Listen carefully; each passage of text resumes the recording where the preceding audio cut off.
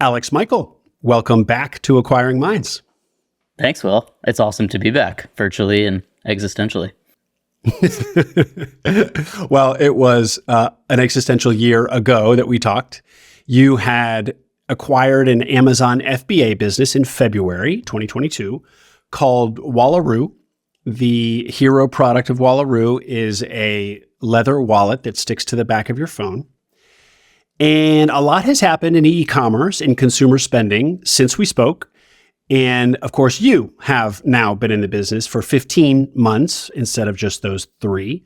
So we're eager to hear how all of this has played out, both your personal journey and to get a window into an e-commerce FBA business in 2023. So before we get into it, Alex, can you just give us a quick refresher on you and how it was that you came to buy an Amazon FBA e-commerce business? Yeah, definitely. I like to call myself a reformed corporate drone now, because for 8 or so years or whatever it was, that's kind of what I was. I worked in a number of different jobs, from consulting to energy trading to the ticket business, and then tech sales, which is the last thing I was doing. And I finally stumbled upon this wonderful world that you inhabit a lot of the time, which is acquisition entrepreneurship. And I was like, I need to do that. I need to buy a business, and that was sort of my ticket out. So I went through that whole process of looking for businesses and placing offers and getting an SBA loan, and was fortunate and privileged enough to find Wallaroo, and Wallaroo found me, and here we are. Great. And remind us a little bit more about Wallaroo beyond just the one line that I gave it. Tell us a little bit about the business. Yeah, so Wallaroo Wallets, like you said, the hero product, and really still the hero product, is it's a stick-on phone wallet. It's a little genuine leather wallet, just sticks to the back of your phone with a little 3M adhesive, and it holds 3 cards and some cash, and people seem to really love it. And they seemed to love it before when I bought the business, and they love it even more now. So we're expanding a little bit. We're kind of staying in that realm of sort of the minimalist carry with quality and style. And trying to stick to that kind of general brand ethos. Whether we're succeeding, I don't know. But yeah, that's the business. Cool. And it's an Amazon FBA business, meaning basically all the sales were via the Amazon platform. You have the product shipped from the port directly to Amazon. Amazon fulfills the entire logistics piece, right? Yeah, for sure. And when we last talked, actually, I was taking inventory in my house before I sent it to Amazon. Which I've now changed to a 3PL. So I've got a 3PL warehouse up in Connecticut. They take possession of the inventory, and then they'll ship it to FBA when it's ready. Great. Got it. Okay, Alex. Well, let's start with an kind of open-ended question. How is it going? It's going well. I think somebody asked me the other day, like, has it gone as you expected? And the answer was the obvious, like, yes and no. I think a lot of things have definitely gone as expected in terms of people like the product. Amazon continues to be a great marketplace, and running a business has engendered a lot of freedom. So I think the broad strokes have sort of gone as expected. From a strategic perspective, unsurprisingly, not everything has gone as expected, which is kind of the fun part, I guess. I mean, I think when we spoke, I was like, oh, I'm just going to flip on Shopify and start directing a lot of traffic there and getting all this revenue that I don't have to pay Amazon for. And, nothing is ever simple, which is the fun part, like I said. But so, yeah, I think strategically a lot of things, I've tried a lot. I've had some expensive lessons. But overall, things are going really well. From a top line perspective, the business is growing still. From a gross margin perspective, the business is growing still. And I think the general outlook is very positive. And in spite of some of the things you alluded to in the beginning, consumer spending is slowing down, interest rates are going up, my SBA loan payment has gone up. The indicators are all positive. People still like the products, they're still spending money on the products, and Amazon has not disappeared into oblivion yet. So those are all good things. Mm-hmm. Sure, they sure are. Well, let's put a few numbers behind this, Alex. So when you bought the business, it was doing about $650,000 in sales annually. The product is a $15 to $20 product, $13 to $20 product, right? Yeah. So that's a lot of volume sales. I think you were selling like 30 a day. I mean, dozens a day. That's the cash register ringing a lot of times, I remember thinking, which is a cool thing. A high volume business, a high volume product business. And SDE was about 180. So that was, of course, pre-loan. So the minute you bought the business, that SDE basically halved due to the SBA. What do those numbers look like today? Do you know off the top of your head? Yeah. So last year we did somewhere around 875K in revenue. That's just a lot under of growth. that. It was, yeah. The top line growth was really solid. And that was without launching any new products, which I think was the biggest positive sort of bullet point underneath that growth. That went really well. Advertising costs fluctuated. I think that was the biggest piece where I did a lot of experimentation last year. There was a lot of learning. There was a lot of testing different things. And so that percentage that I said, that total advertising cost of sale, right? How much out of that $15 am I spending to make that $15? It was about 20% when I bought the business. And that's our sort of healthy overall target. That number has fluctuated and I've gotten it back down to about 18, 19, which is really nice. But it got as high as, 26, 27%, which, you think, 6 or 7%, like, it's a lot, but it's not much. Like, that's a lot. And that was making a huge, huge difference. So kind of into the weeds there, but the point being, so that my margins kind of fluctuated a little bit as I played around with price, played around with advertising strategy, et cetera, but we're kind of back to a very healthy gross margin. And when you say back to, does that mean that you basically kind of reverted to where your sellers had it? Or did you find a couple optimizations as you were expensively testing stuff? Both. I mean, the number is back where the sellers had it, but the mechanism through which I got there is very different. And I think also has more upside. And what I mean by that is we're trying new placements on Amazon. We're trying things like sponsored brands placements, sponsored display placements. My Amazon store has been revamped and redesigned. And so, the overall number is the same, but I think the way we're doing it allows that top line revenue number to get a lot bigger. Oh, okay, great. Yep. And so that's TBD. That's kind of an investment for the next year or two. Totally. To see if that. Totally. And but then going back to the increase in sales from 650 to 875, did that happen also because of what you were experimenting with, or would that have happened anyway? It's a good question. Probably a little bit of both. I think spending more money on advertising drove up sales. Like, there's no question about that. And I consciously sacrificed a little bit of that margin in the beginning to grow the business because I just wanted to capture more market share. Whether there was a good idea or not, I don't know. It was probably ego driven on some level, but it worked. But the other side of it is like I said a year ago, it's a really good product and people like it and the business was going to grow whether or not I did anything. Right. So, yeah, a little bit of both. And just to put some numbers behind the ad spend, you were at $500 a day when they bought the business. I assume they were or you were, but that was the number that I left the interview with. And Alex, let's not get too much into the weeds on Amazon ad spending, but because we all kind of hear about that, and Amazon's advertising platform is now one of Amazon's own big revenue generators. With it, like if you're own Amazon stock, this is something that you hear about a lot.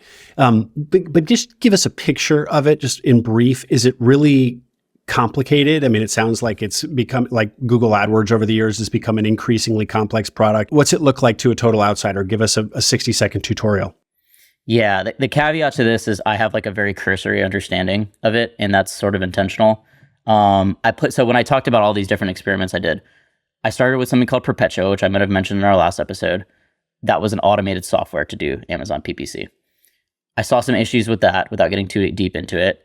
And so I started trying to learn and do it myself. That worked well, but to your point, it's complicated. I mean, it takes a lot of time. Like, it's not rocket science. You can figure it out. It's sort of a little bit art, a little bit science, but you can figure it out. But it just takes a lot of time. And I just don't want to spend my time doing that stuff.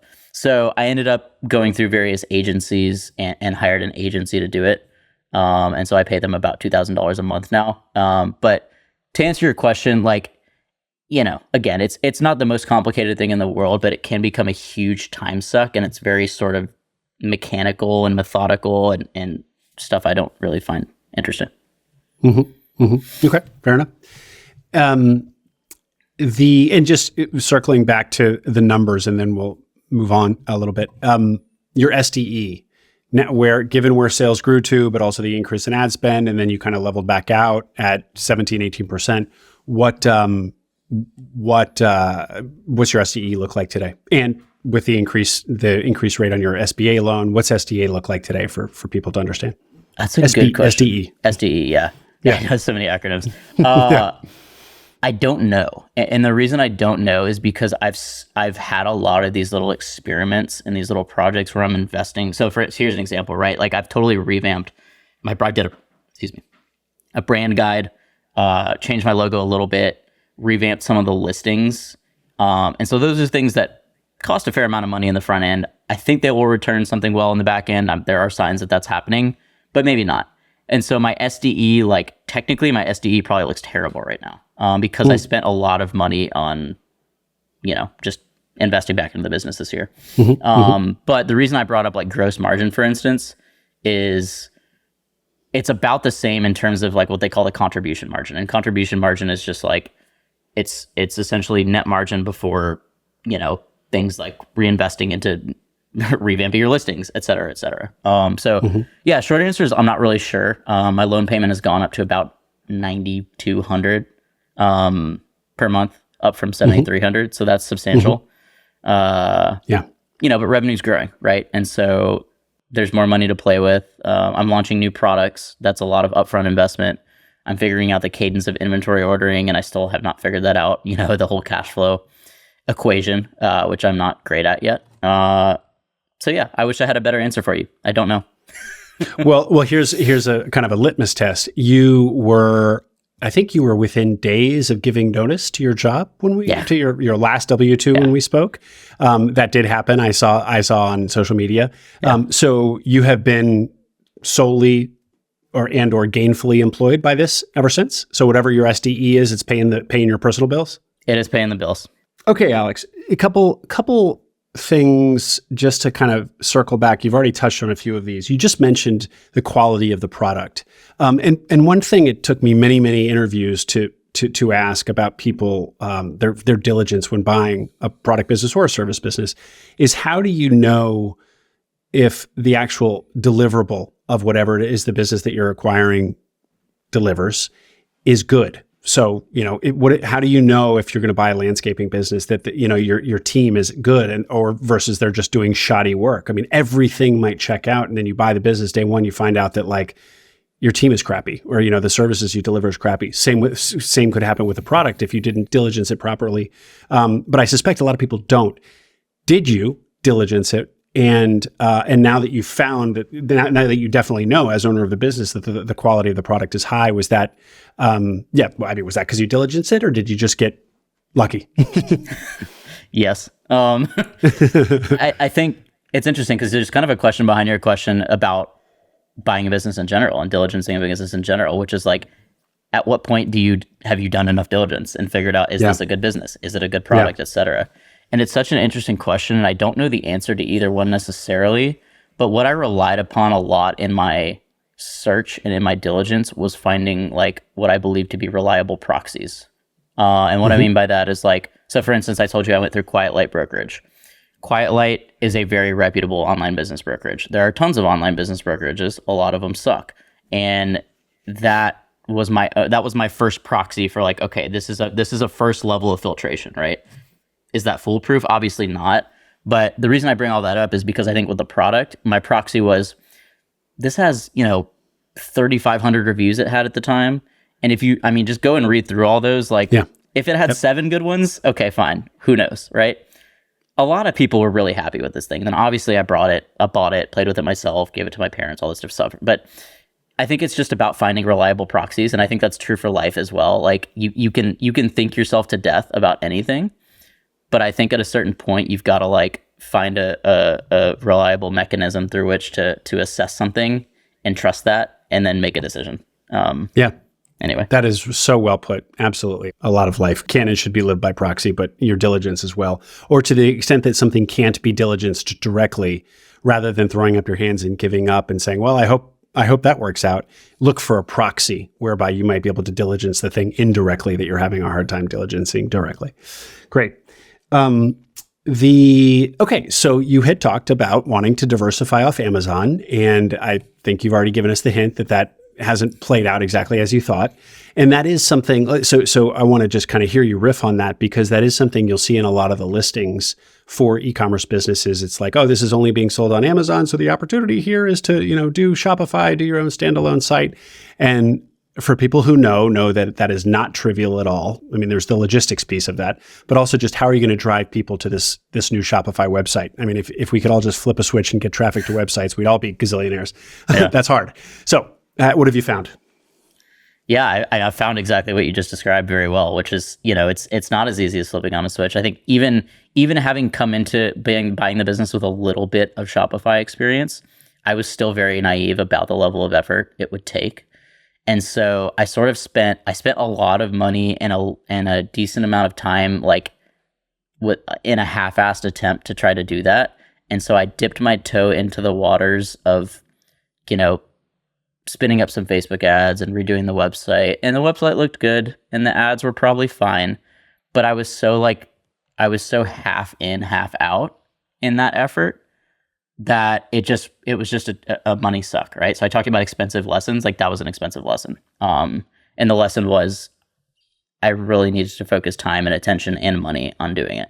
And so it's still a huge priority because, to your point, I mean, you look at these listings today now, I don't think people want to buy just an FBA business anymore. I think it's, there's platform risk and people are becoming more and more aware of that.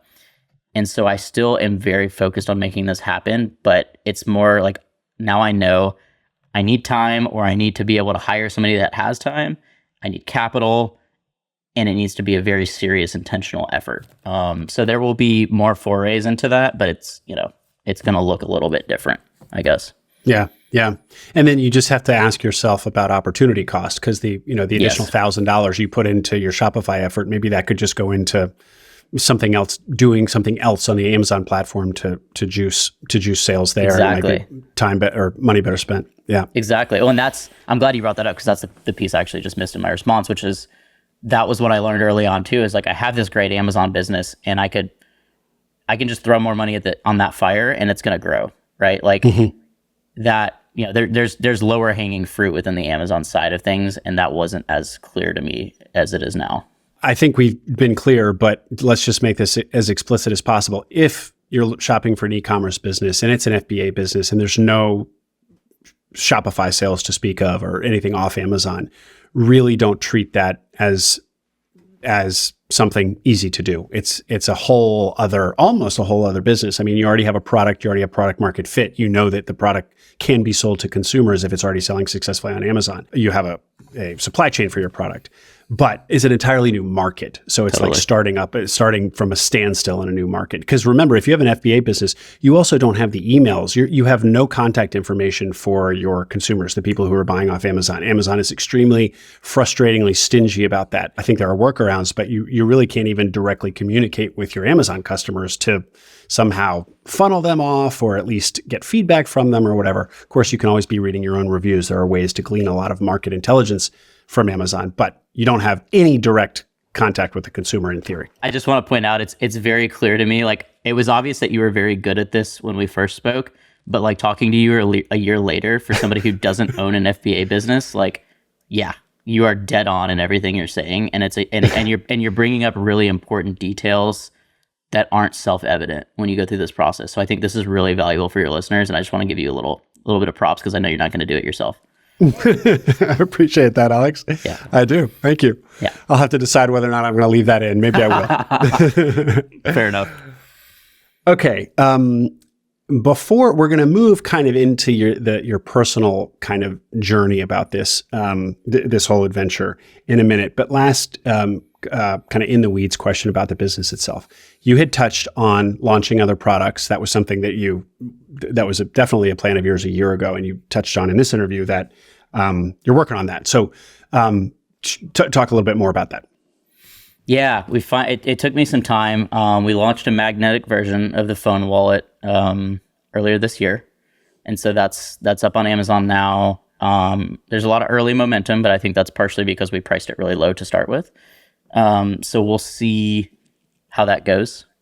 But as of now, that product launch is going reasonably well. And then we're about to launch a product that my sister had the idea for. And it was brilliant. And it's just, it's like the fun of like having a business and your family gets involved. It's so cool. But anyway, we call my sister Wheats, and so the internal code name for this project is the Wallaroo. I don't know why we call her Wheats. That was just the nickname she got as a kid. So anyway, the Wallaroo it's been produced. It's on its way to the warehouse, and we're gonna launch it soon. It's like it's a minimalist card holder with a wrist strap. So it's targeted towards women. Yeah, so it's a sweet product, such a good idea. I think it's going to do really well, and I'm really excited about that one. Cool. And is that not a product concept that yet exists at all? So it's interesting. On Amazon, like, not really, not executed very well. And she actually ordered it from a similar product from another website and was like, this thing is awesome, but it's like $60, and it's not as awesome as it could be. And so, you know, she kind of had some input, and then my parents have been so involved and so helpful throughout this process. And so we have these little like family meetings that were like, what about if you do this? And then my mom had a really good point about, well, what about the little clip, and all these wonderful contributions. Anyway, that didn't answer your question, but the point being, not really. I mean, not executed, I think, as well as we executed it. That remains to be seen. But anyway. Really cool. Yeah. Alex, actually one more on the business. So just reflecting back now, do you think that, is there anything about the business that you bought that you kind of didn't see and don't like or would have done differently? I mean, you know, any kind of, I don't want to use the word regrets, but just kind of reflecting back, or any kind of woulda, shoulda, coulda emotions there? No. None whatsoever. Awesome. I would make the same decision again in a heartbeat. And yeah, the guys, Gabe and Cam did an amazing job. They're really smart guys, really good people, and they built a really good business. So I know I said that a year ago. I believe it as strongly as I did. Yeah. That's amazing. We've touched on the freedom aspect to this. So you were seeking a new level of freedom, something that corporate life had not afforded you. And I noticed that your tagline on your LinkedIn is working on what feels interesting. So that feels like somebody who's in control of their own day, which is awesome. So did this path of buying an e-commerce business afford you the freedom that you were seeking? Yeah. And on more than a one-to-one level. I think the LinkedIn tagline is very telling. So something really interesting came from buying this business. Freedom came from it in the very tangible sense of I am not tied to somebody else or their schedule. But what also came from it that I think is way more powerful, that really strikes me now, is that in buying the business, I essentially I gave myself permission. I gave myself permission to start living life on my own terms.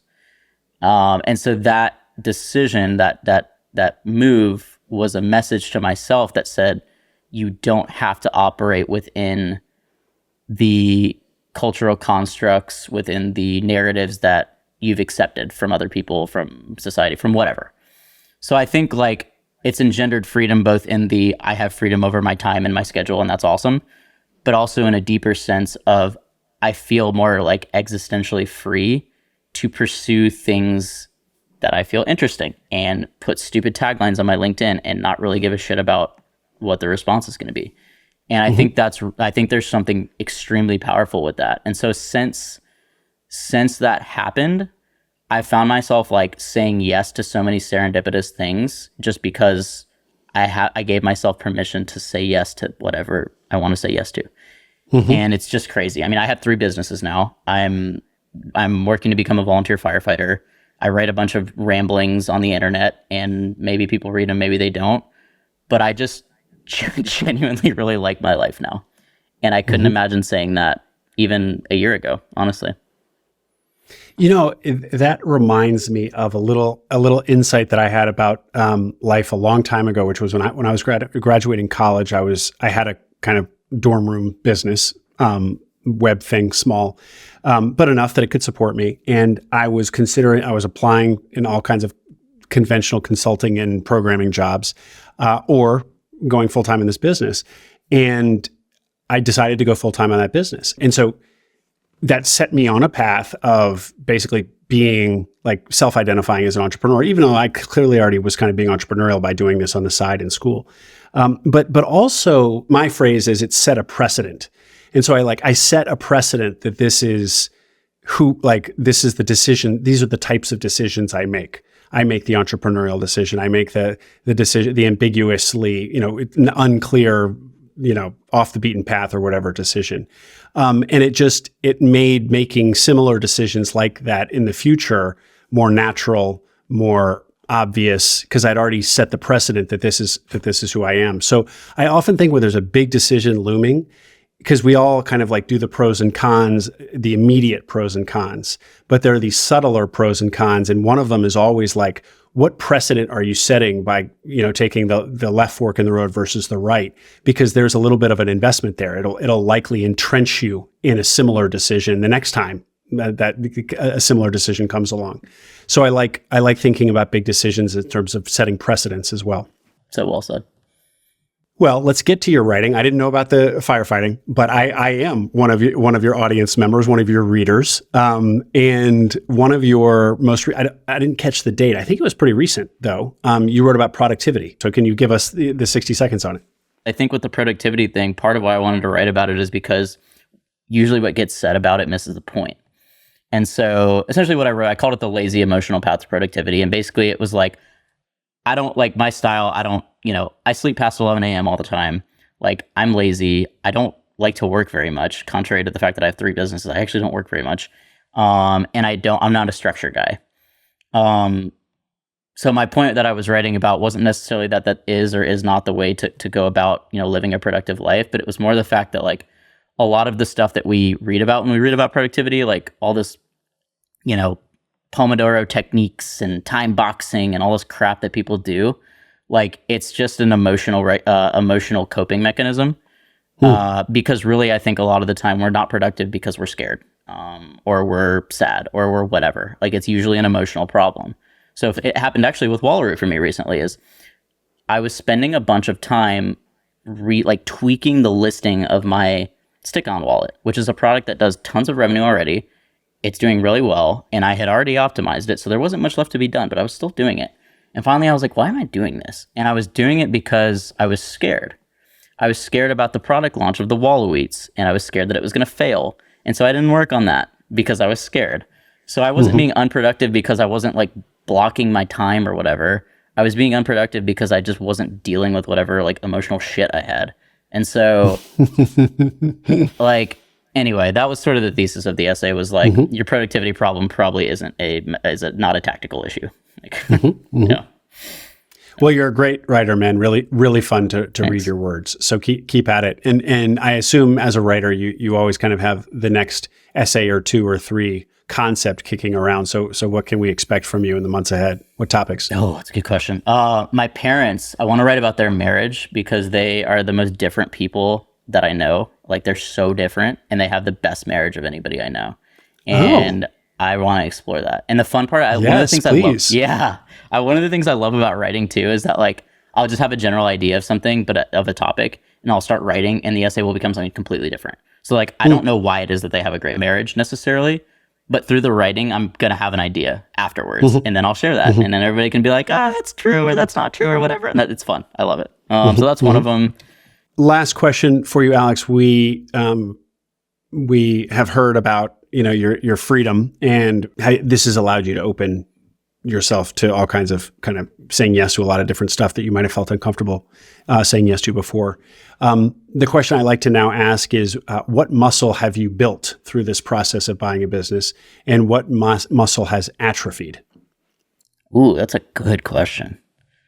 That's a really good question. I think the muscle I've built is exactly what you touched on, that we touched on, which is just if I find that if I feel that energy of like yes, of interest, of magnetism, like just saying yes and not thinking about it or not putting it off or not creating a time delay in between the stimulus and the response, that muscle has been developed a lot, and I think on balance that has been a huge positive. What muscle has atrophied? That's a good question. Paradoxically, I think my work muscle has atrophied, depending on how you might define work. Like I feel a lot less we talked about the writing. Like writing is currently the thing that I love doing the most, actually. And I spend a ton of time writing. And so if you consider that work, then my work muscle has actually grown. I write all the time. But I actually don't feel all that compelled to like work on business stuff most of the time. And I don't think that's a bad thing necessarily. I think maybe I could be a little bit more structured with when, like, designating time to work on business. But I think I've maybe over-indexed so much the other way of just following whatever I want to do that I got to be like, sometimes I got to be like, all right, but you still have to like run your business, dude. Well, that's great.